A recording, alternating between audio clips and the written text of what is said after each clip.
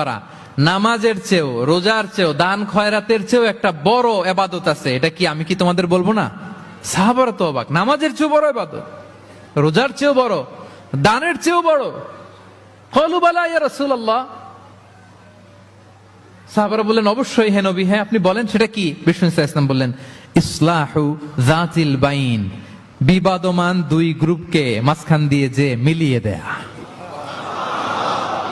নামাজের চেয়েও বড়, রোজার চেয়েও, সাদাকার চেয়েও বড়, মিলায় দেওয়া। আমরা মনে করি সেজদা দিতে দিতে কপালে দাগ ফেলে দিছি, এটাই তো বড় ইবাদত। এটা তো নিঃসন্দেহে বড় ইবাদত।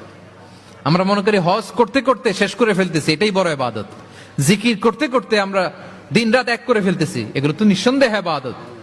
কিন্তু দুই ভাই বিবাদমান দুই গ্রুপের মধ্যে আপনি যদি মিলিয়ে দেন, এগুলো নফল রোজা, নফল দান, নফল সালাতের চেয়ে বেশি সওয়াবের কাজ। পড়েন সুবহানাল্লাহ।